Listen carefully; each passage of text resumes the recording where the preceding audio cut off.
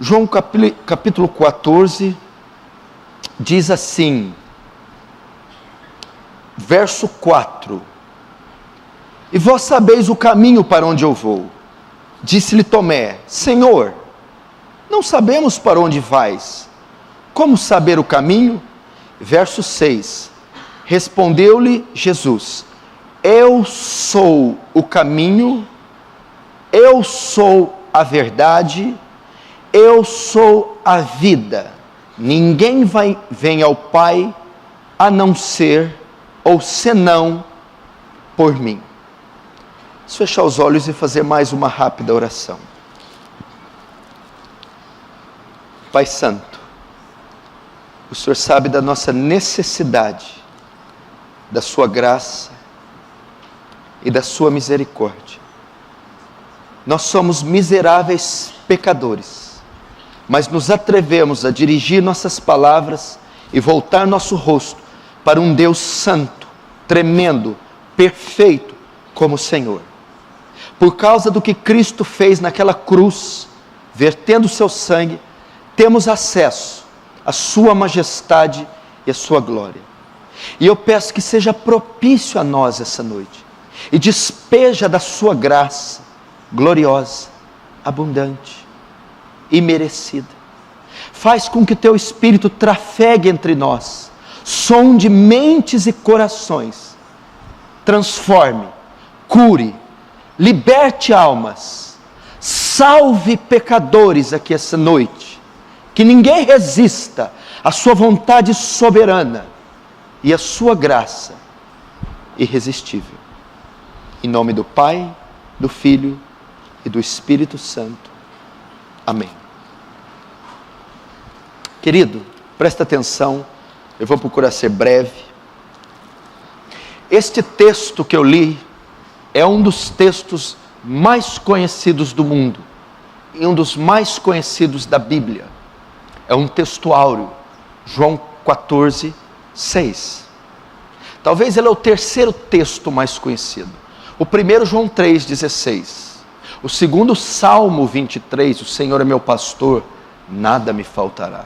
E talvez o terceiro, este. Disse Jesus: eu sou o caminho, a verdade e a vida. Ninguém vai ao Pai senão por mim. Eu quero falar rapidamente a você de algumas coisas interessantes para a sua vida. Você sabe que com a queda do Muro de Berlim em 89, surge então o pós-modernismo. O que o pós-modernismo propõe? Ele traz com ele outras três correntes filosóficas: o pluralismo, o humanismo e o relativismo. Essa é a ideologia filosófica do pós-modernismo, da era pós-moderna. O pluralismo, o humanismo e o relativismo. O que o pluralismo trouxe? O que traz? Qual é a sua proposta? O pluralismo traz a verdade que existem muitas verdades, muitos caminhos, muitos deuses. Temos um mundo plural, de verdades plurais, de religiões plurais, de muitos deuses, de vários caminhos que se podem chegar a um só caminho. Um mundo plural. Você tem uma verdade, outro tem outra. Você tem uma fé, outros têm outras. Várias fés, vários credos, várias igrejas, várias doutrinas, várias verdades, várias descobertas. Você tem uma descoberta, ela é verdadeira. O outro tem, ela também é verdadeira. A minha é, a sua também é, a do outro é. Todas são verdadeiras. Por quê? O pluralismo. Não existe mais uma única verdade. Não existe mais verdades absolutas. Existem várias verdades, vários caminhos, várias correntes, várias maneiras de pensar, vários métodos de se solucionar problemas, várias alternativas de encontrar paz, de encontrar consolo, de encontrar conforto, de encontrar segurança, de encontrar completude, de encontrar prazer. Tanto um como o outro é válido. Não existe mais um pensamento único, objetivo e definido. Ao invés disso, existem vários. Mas eles se divergem entre si? Se divergem. Mas todos eles conduzem para um ideal e para o fim que cada um deseja. Então, o pluralismo prega isso. Prega que não há diferença de deuses, né? Não, aliás, não há problema com a diferença de deuses. Você tem um Deus, o seu é verdadeiro. Eu tenho o meu também é verdadeiro. Logo, seguir Buda está correto. Seguir Maomé também está correto. Seguir Confúcio está correto também. Hare Krishna também está correto. Alonso, Allan Kardec. Todos são deuses, todos levam a um Deus Pai. Todos esses caminhos estão corretos. Porque vivemos num mundo plural. O prazer pode ser encontrado em qualquer lugar. Para alguns, o prazer vai ser encontrado na natureza. Para outros, nas drogas. Para outros, no casamento. Para outros, no segundo, terceiro casamento. Para outros, na bigamia. Para outros, na poligamia. E todos são formas de prazer. Por quê? O pluralismo traz isso. A outra corrente filosófica do pós-modernismo é o humanismo. O que é o humanismo? O humanismo tirou a divindade do trono, tirou Deus do seu trono, do seu lugar. Ela chutou Deus e colocou o homem. O homem é o centro do universo. O universo gira em torno do homem, em favor do homem. Tudo que é feito no cosmos é para agradar o homem, satisfazer o homem. As organizações mundiais, os grandes órgãos mundiais, tudo que é feito, as leis que são aprovadas, promulgadas, sancionadas, são em torno de trazer ao homem felicidade, completude, prazer, realização. Você vive num mundo antropocêntrico, um mundo que gira em torno do homem. Então a indústria cinematográfica, tudo que ela produz é em torno do homem, tem como a figura principal o homem. A teledramaturgia, tudo gira em torno do homem. As artes cênicas, a literatura, tudo que é feito é para agradar, dar prazer, satisfazer o homem. Endeusar o homem, colocá-lo no topo, colocar como fim máximo de tudo e de todos. O homem, você vê vários aspectos, né? O entretenimento, a indústria da tecnologia. A tecnologia trabalha para quê? Para dar ao homem conforto, para dar ao homem o máximo de prazer que ele possa extrair desse mundo. E assim você vê todos os meios de comunicação, todos os órgãos sociais, toda a cultura, ela está convergindo na pessoa do homem. O mundo, então, é um mundo antropocêntrico. O universo é um universo antropocêntrico, é um universo humanista. A terceira corrente que o pós-modernismo trouxe é a pior de todas, o pior filho do pós-modernismo, é o relativismo. O que é o relativismo? A verdade absoluta que não existe, verdades absolutas. Tudo é relativo. Tudo é relativo.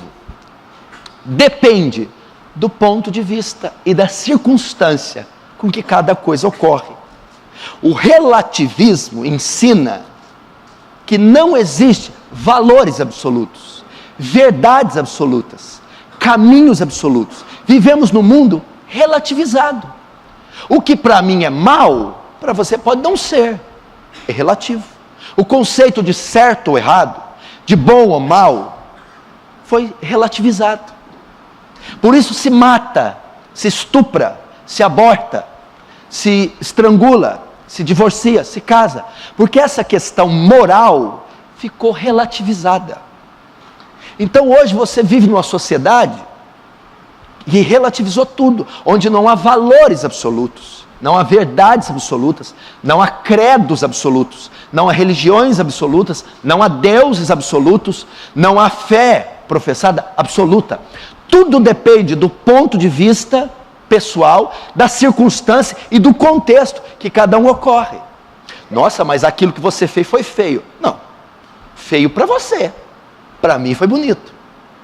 Aquele ato que você cometeu foi um ato perverso. Não, esse negócio de perverso é relativo.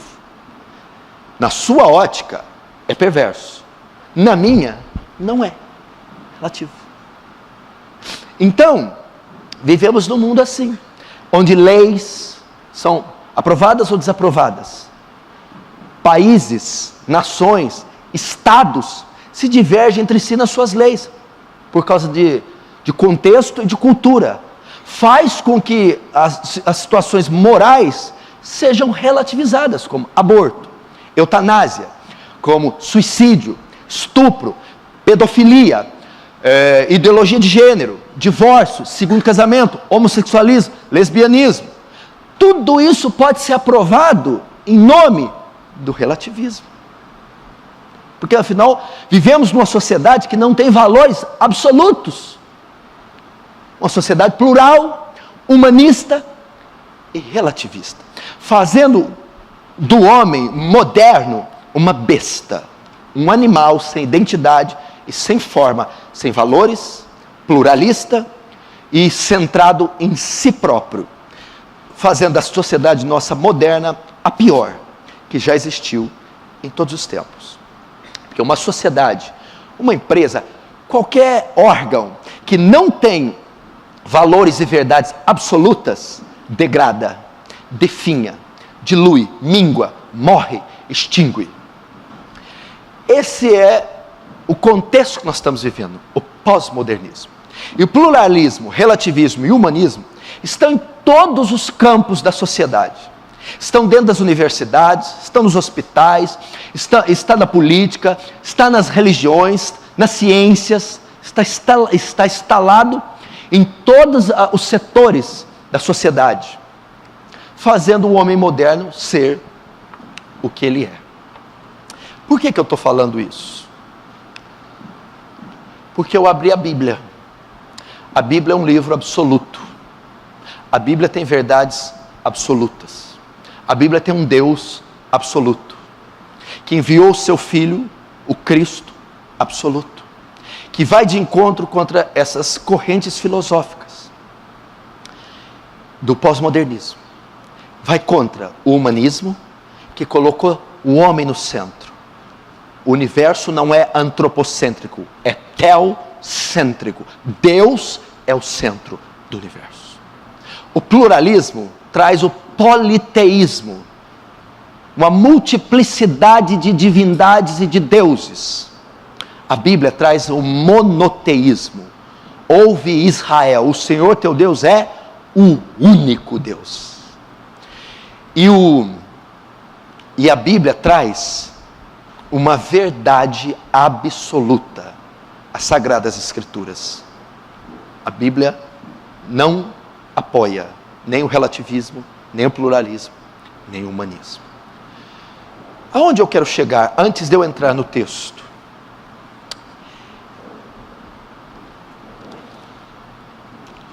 Não é novidade para ninguém que nós vivemos na pior geração de todas.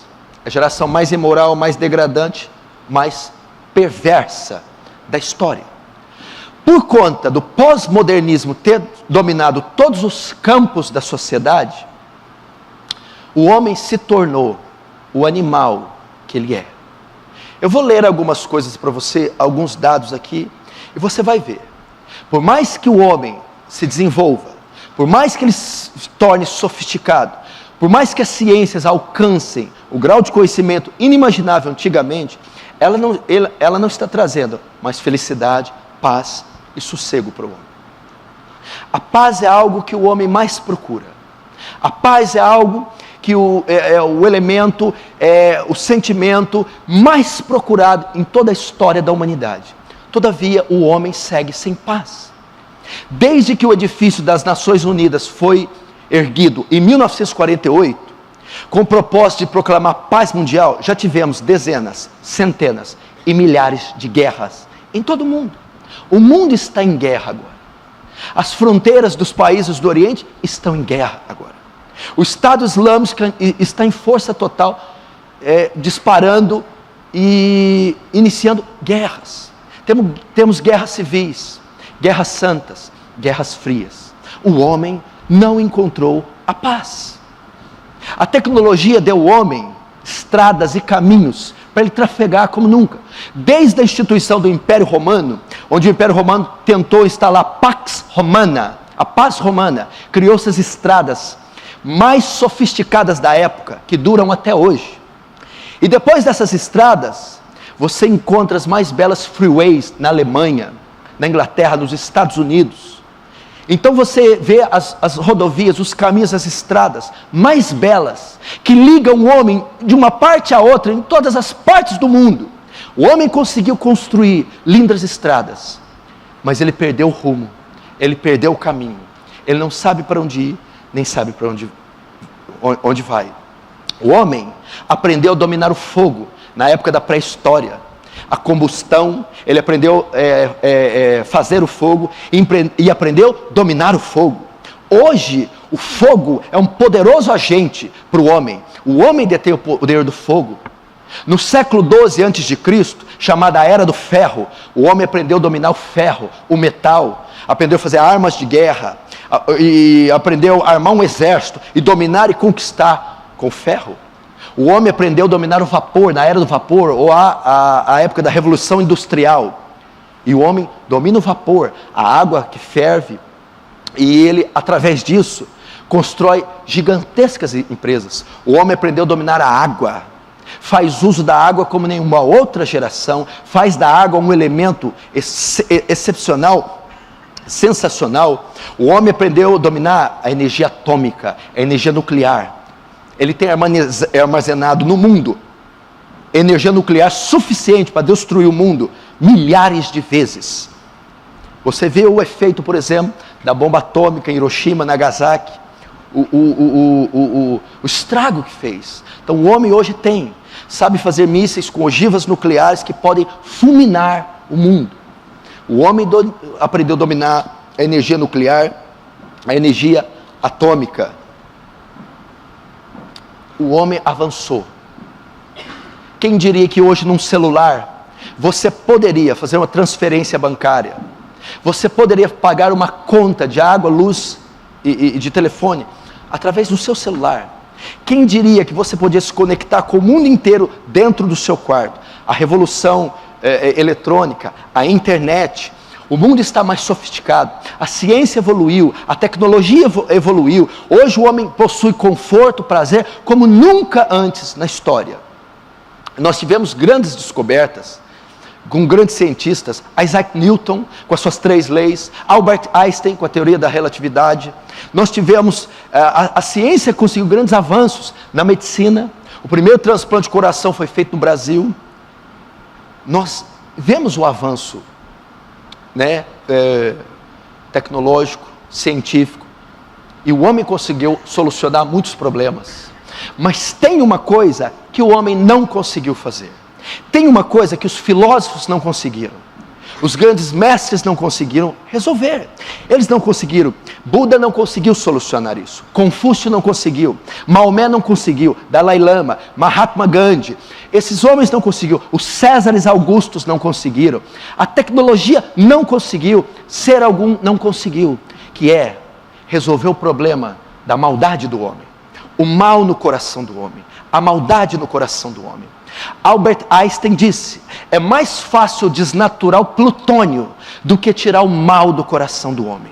É mais fácil fazer um leão comer alface, se tornar herbívoro, do que tornar o homem bom. Eles não conseguiram. E essas perguntas assolam a humanidade desde que ela existe. Porque o primeiro problema é o mal do ser humano. Por que o homem é mau? Por que existem guerras? Por que existem mortes? Por que ninguém consegue solucionar isso? Nós não podemos fazer vista grossa a essas coisas. Nós vivemos uma realidade. Apesar de desfrutar de conforto, tecnologia, prazer, ninguém conseguiu diminuir as tragédias sociais. Ninguém conseguiu resolver o problema do mal do ser humano. De onde ele vem? Por que o homem é mau? Por que ele estupra? Por que ele mata? Por que ele rouba? Por que ele trapaceia? Por que ele mente? Por que ele trai? Por que ele adultera? Da onde o mal veio? Da onde ele surgiu? Por que ele assola o homem? Por que o homem passa pestes e flagelos? Como resolvê-lo? Eles não conseguiram resolver. Por mais que o mundo passe por todo esse avanço científico e tecnológico, nós não conseguimos resolver o problema do homem. Só no estado de São Paulo, no ano de 2013, foram feitos 400 mil divórcios registrados em cartório. Apesar de toda a tecnologia, apesar de todo o desenvolvimento, a família está sendo destruída. A revista VIP, ela publicou que 72% dos homens já foram infiéis aos seus cônjuges. E 65% das mulheres já foram infiéis aos seus cônjuges. A revista Veja publicou que o divórcio aumentou 51% na meia-idade. Você está vendo a destruição da família. Só em São Paulo, 400 mil divórcios em cartório. Adultérios, traições, chegando a quase a casa dos 80%.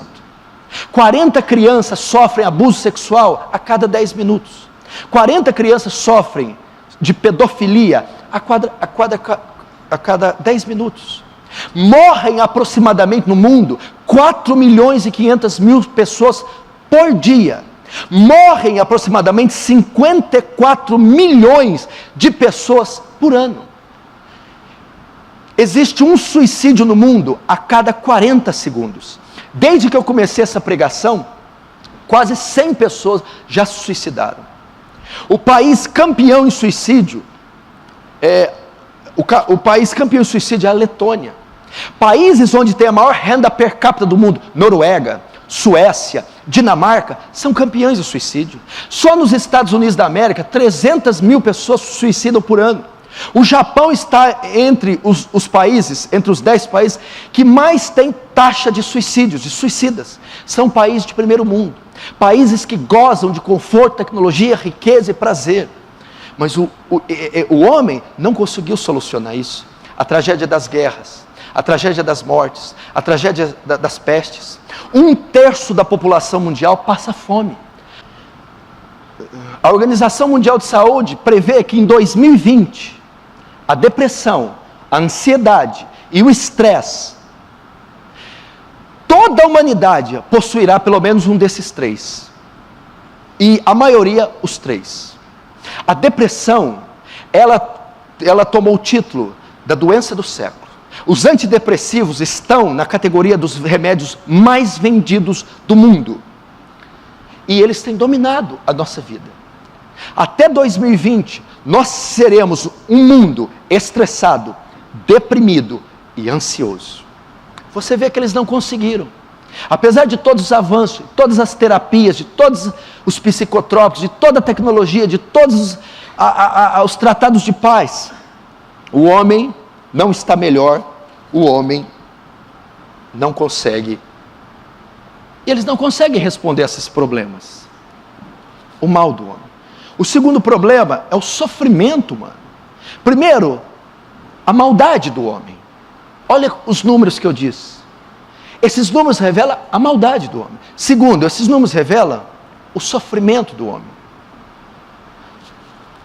Apesar das ciências ter feito grandes avanços, a medicina ter grandes avanços, e nós temos recursos e condição para aliviar a dor do homem, para trazer alívio ao sofrimento, para dar a ele mais um pouco de condição de viver bem na terra, nós vivemos num mundo sob a penúria, a dor, a tristeza, pânico, depressão, melancolia,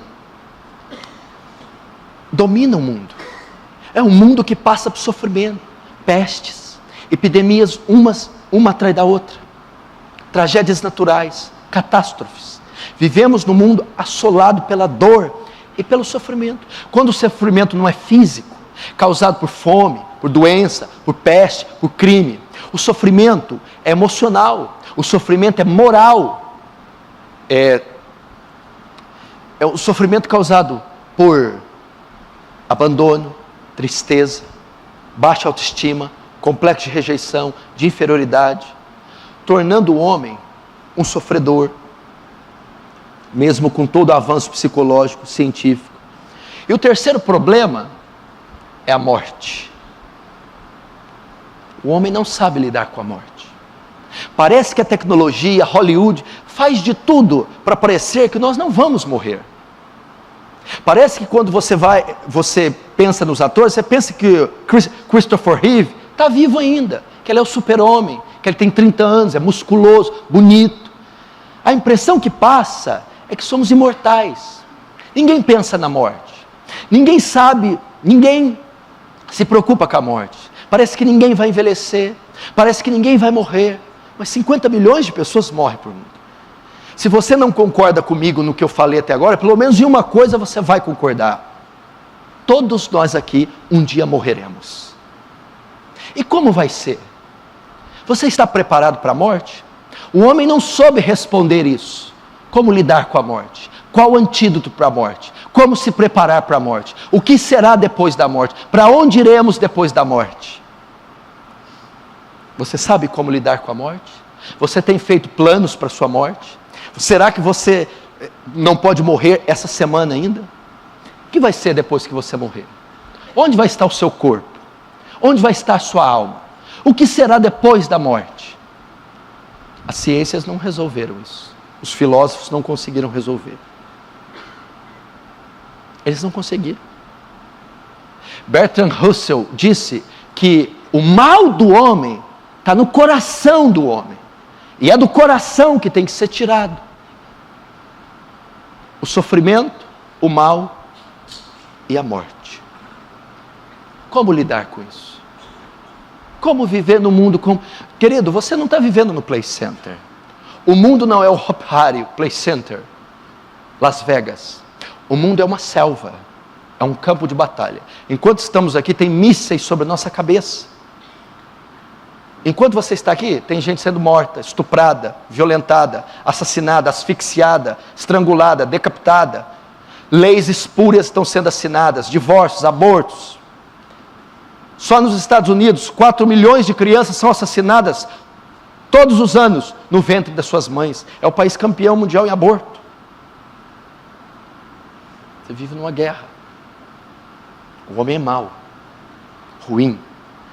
E eu vejo que as religiões não conseguiram resolver isso. Maomé com o Alcorão, aliás, incita a violência. Não resolveu. Confúcio não resolveu, porque nós tivemos Mao Tse Tung, nós tivemos o comunismo chinês. Não resolveu. Lenin, Marx, Stalin, não resolveram. Olha o banho de sangue que tivemos com o comunismo. A Segunda Guerra Mundial ceifou 100 milhões de almas, de vidas. É a era do sangue, é a era da maldade. E parece que quanto mais sofisticado o homem se torna, mais tecnologia, mais avanços, mais pior ele fica, mais depressivo, ignorante, doente ele fica. Onde está a resposta? Como encontrar o problema? Como resolver solucionar o problema do mal? Como solucionar o problema do sofrimento? Como lidar com a morte? Como encontrar paz? Como encontrar completude, realização? Como encontrar razão para a vida, significado da vida? Como? O mundo está como está por causa, uma das razões é o relativismo. O relativismo, o pluralismo, o humanismo. Eu vou te dar a resposta.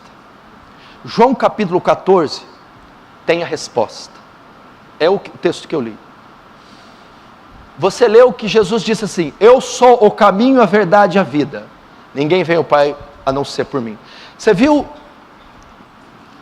o artigo que Jesus usou? Jesus usou o artigo definido. Eu sou o caminho.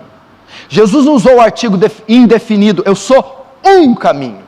Se Jesus tivesse dito, eu sou um caminho, o pluralismo, o humanismo e o relativismo tinha razão de ser. Porque ele é um dos vários caminhos. Mas quando Jesus emprega o artigo definido eu sou o caminho, ele exclui todos os outros caminhos. Ele está dizendo que eu sou o caminho. Ele está dizendo uma verdade absoluta, uma fé absoluta, um caminho absoluto, um Deus absoluto. Ele está dizendo, eu sou o caminho. Ele quer dizer, eu sou o único caminho. Eu sou a única verdade. E eu sou o único que pode levar a divindade máxima, que é Deus Pai, A resposta se encontra naquela cruz, no Salvador. Aumenta aqui o retorno, por favor. Se encontra no Salvador. Eu sou o caminho. Quando ele diz eu sou o caminho, ele está querendo dizer assim, que toda a humanidade, olha aqui, todo o mal da humanidade, todo o sofrimento do homem, a morte, todas as estradas, todos os caminhos, todos os homens, todos os seres, devem convergir em um só lugar, em uma só pessoa, em uma só obra, em um só lugar, no Monte Gólgota, no Monte da Caveira, em uma só pessoa, Cristo, o Filho de Deus, em uma só obra, a cruz de Cristo.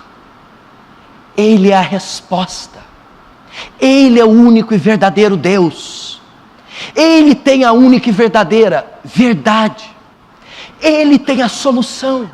Como o mal pode ser exaurido, como o mal pode ser erradicado, extinto do coração do homem, porque Jesus disse, do coração do homem é que vem o mal, os adultérios, os assassinatos, as maldades. Como? Naquela cruz, Ele levou o mal do homem, Ele levou o pecado do homem, Ele levou a tirania, o ódio, Ele levou os crimes do homem. O mal só pode ser solucionado na cruz de Cristo, naquele sacrifício, repousando sobre aquele homem. O sofrimento. Como o sofrimento pode ser evitado? Como o sofrimento pode ser solucionado? A cruz também resolve. Ele padeceu em nosso lugar, Ele carregou a cruz, Ele sofreu, Ele foi flagelado, para que eu tivesse conforto e alívio nessa terra. Mas não só isso, sabemos que o sofrimento não vai ser erradicado aqui nessa terra. Ele nos deu novos céus, nova terra, novos corpos, onde o sofrimento será totalmente extinto. E a morte? A morte. Como resolver a morte? Acabou? Findou? Não. No terceiro dia, Cristo ressuscitou dos mortos. A ressurreição de Cristo é a nossa esperança, que o mundo, que a vida não termina numa tumba gelada, que a vida não termina após a morte, que há uma vida depois da morte.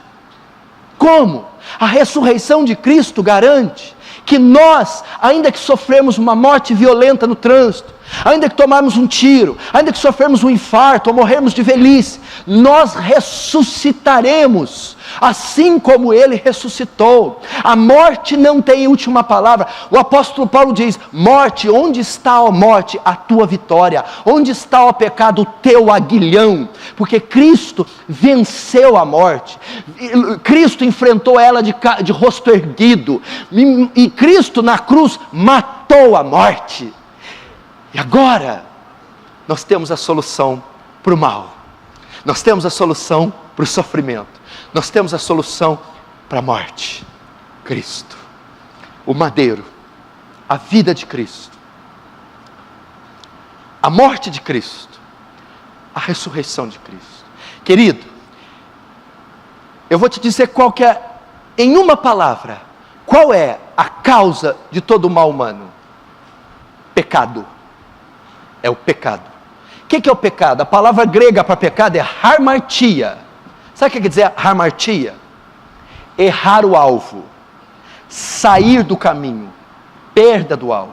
O homem sofre porque ele deu as costas para Deus, porque ele saiu do caminho que Deus designou, porque ele perdeu o norte, ele ficou desorientado, desgovernado, ele saiu do caminho.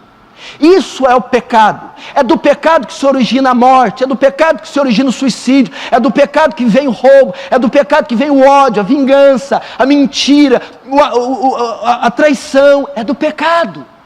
Perdeu o alvo, saiu do caminho. É aquele trem nos trilhos que saiu, se desgovernou. Agora, qual é a solução para o homem? Voltar para o caminho, voltar para o alvo, voltar para o plano original. E como eu volto? Filipe fez essa pergunta: onde é o caminho? Aonde está o Pai? Como regressar às bases? Como voltar para os fundamentos? Aonde Ele está? Qual é o caminho? Qual é a resposta? Qual é o método? Então Jesus dá a resposta cabal. Filipe, eu sou o caminho. Eu sou a verdade. Eu sou a vida. Ninguém, olha só, ninguém, nenhuma raça, nenhuma espécie, nenhuma religião, nenhuma etnia, nenhum povo, nenhum credo, nenhum jovem, criança, idoso, casado ou solteiro, nenhum deles pode ir ao Pai, pode ter vida eterna, pode ter o perdão dos pecados, pode ressuscitar dos mortos. Nenhum deles pode, a não ser por mim, a não ser através de mim, Cristo.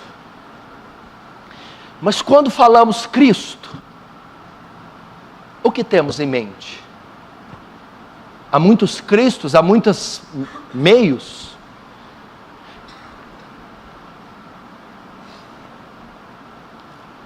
Jesus disse assim: eu, quando for levantado, todos atrairei a mim.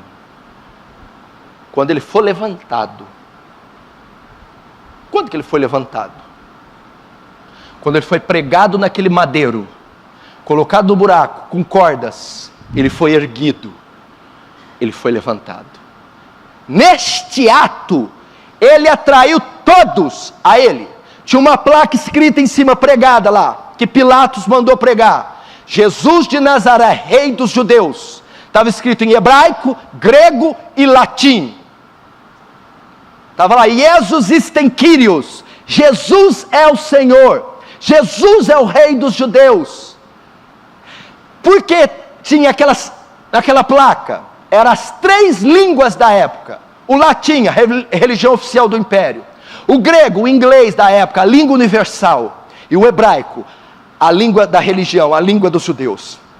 Quando Cristo foi levantado, naquela cruz, meu irmão, Ele chamou gregos, romanos, judeus, pobres, ricos, asiáticos, europeus, sul-americanos, norte-americanos, e os atraiu para Ele. Ou seja, a resposta que a ONU precisa, a resposta que Freud, Lacan, Carl Rogers, Sullivan não conseguiu dar, a resposta que Newton, nem Einstein, nem nenhum filósofo, nenhuma religião deu, Cristo deu na cruz. A resposta para o mal, para a morte, o sofrimento, a harmonia, o perdão, a redenção se encontra no alto daquele madeiro.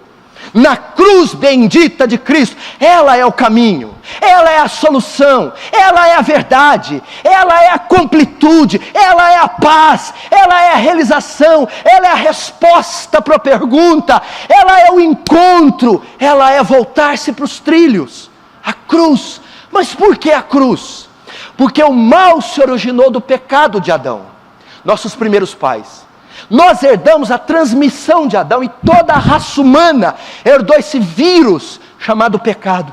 E o pecado assolou a humanidade e traz todos os males que você vê.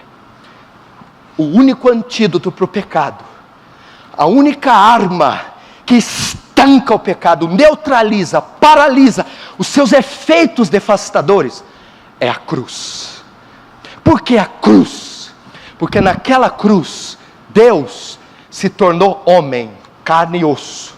Ao se tornar homem, Ele assume o nosso pecado, nossas maldições. E ao assumir o pecado, Ele paga pelo pecado, morrendo na cruz. E uma vez que Ele se torna homem, recebe o pecado, que é a culpa do homem, o mal que assola o homem, que vem do pecado, e Ele paga por ele na cruz. Sabe o que Jesus faz? Neutraliza o poder do pecado, desfaz a obra do pecado, trucida Então ele consegue estancar. Então ele consegue neutralizar, paralisar. Agora, no alto daquela cruz, como diz João Calvino, na cruz, ele vai dizer lá: Elohim, Elohim, lama sabachthani. Deus meu, por que me desamparaste? Calvino diz que ele balbuciou seu nome na cruz. 2000 anos atrás ele viu você, ele olhou para você, ele conheceu você no ventre da mãe, viu sua formação, conheceu sua infância, sabia que você estaria aqui hoje. Balbuciou seu nome dizendo: eu morri por ele, eu derramei meu sangue por ele, eu posso estancar o mal da vida dele, eu posso salvar a vida dele, eu posso perdoar os pecados dele, eu posso dar vida eterna a ele. Ele não precisa sofrer dessa maneira, ele não precisa ser mal dessa maneira, e ele não precisa morrer e ficar morto. Agora, como eu alcanço os benefícios da cruz? Como?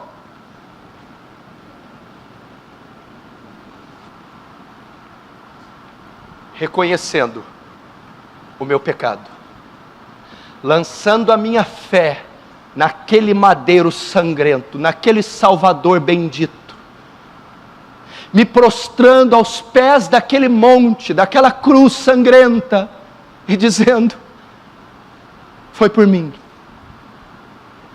Eu lanço a minha esperança naquela cruz, lanço o meu coração, meu corpo, minha mente, minha alma, minha vida, minha família, meus negócios, naquele sacrifício. Eu creio em Jesus, eu creio na morte dele, eu creio que ele ressuscitou dos mortos, eu creio que ele levou o meu pecado, eu creio que ele perdoou o meu pecado, eu creio que ele me deu vida eterna, eu creio que ele estancou o mal do meu coração, eu creio que ele tirou a culpa do pecado que estava sobre os meus ombros, eu creio que ele me justificou dos meus pecados, tirou minha culpa, meu crime, eu sei que ele refreou o poder do pecado que me mataria. Eu creio que enquanto eu viver aqui, ele me ajudará, e que quando eu morrer, eu não temo. Davi respondeu isso quando ele escreveu o Salmo 23: o Senhor é meu pastor, e nada me faltará.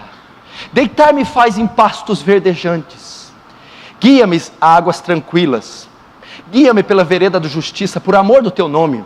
Verso 4: ainda que eu andasse pelo vale da sombra da morte, não temerei mal algum, porque tu estás comigo. Sabe o que Davi fala, o termo que ele usa ali? Ainda que eu andasse pelo vale da sombra da morte, Davi está dizendo: ainda que a morte chegar, quando ela vier, num acidente de carro, no infarto, de velhice, de morte natural, eu não temerei. Para onde eu estarei, aonde eu irei, o que será feito de mim, eu não temerei. Por quê? Tu estás comigo. Tu farás a travessia da morte para outra vida comigo. Deus estará esperando você quando você morrer, para dar a mão para você e conduzir o seu espírito até Deus Pai. Não temas a morte. Essa é a resposta para o mal. Eu posso dormir hoje em paz. Eu não vou temer quantas bombas vão ser lançadas, o preço da gasolina amanhã. Eu não vou temer, meu irmão, a dificuldade financeira. Eu não vou temer se a morte vier bater na minha casa. Eu sei que Ele está comigo. O meu coração goza de paz, porque Ele diz: deixo-vos a minha paz vos dou, não vou lá dou como o mundo dá, não se turbe o vosso coração, nem se atemorize. Na casa do Pai há muitas moradas, quando eu for e estiver preparado, voltarei outra vez, para que onde eu estou, estejais vós também. Ele nos deu a paz, Ele resolveu o problema do sofrimento, o problema do mal e a morte. Querido, o mundo pode estar plural, nós não, somos monoteístas. O mundo pode estar humanista, nós somos teocêntricos. O mundo pode ser relativista, nós somos absolutos. Quem crê num Deus absoluto aí diz amém. Amém. Cremos num Deus absoluto, que mandou um Filho absoluto, para um sacrifício absoluto, uma morte absoluta, mas uma ressurreição gloriosa dos mortos, num corpo glorificado. Ele ocupa a mais alta patente do universo. Ele é Rei dos reis, Senhor dos senhores. Ele é o nosso general, o nosso capitão. Ele está sentado em cima das nuvens, dos mais altos céus, num trono de glória. Só que tem um negócio: o céu é perfeito, perfeito, mas Gustavo, ele é incompleto. Falta você lá, falta eu, falta vocês. O que ele está fazendo sentado lá? Esperando a nossa chegada. Aqueles a quem ele resgatou, aqueles a quem ele remiu, aqueles a quem ele comprou, estarão com ele um dia, para sempre. Essa é a solução para o mal, para o pecado, para o sofrimento, para a morte. É a solução da humanidade. Esse é o antídoto. Curve a sua cabeça, feche os seus olhos.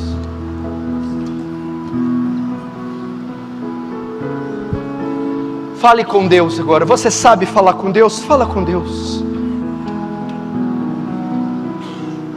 Vamos falar com Deus.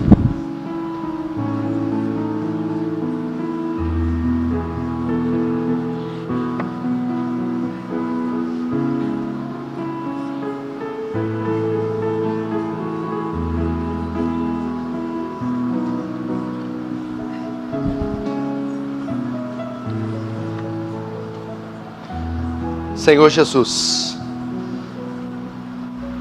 nós carecemos da sua misericórdia. Você pode derramar suas lágrimas diante dele. Obrigado, Jesus bendito.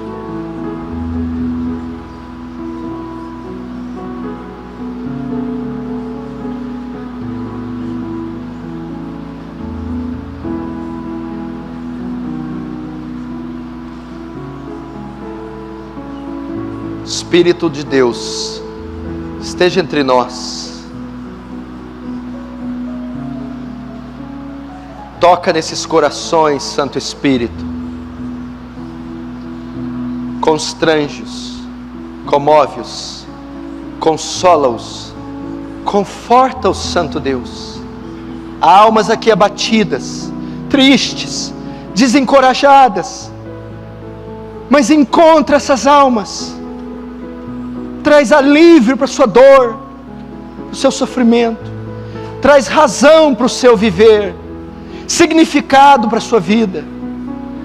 Traz segurança na hora da sua morte.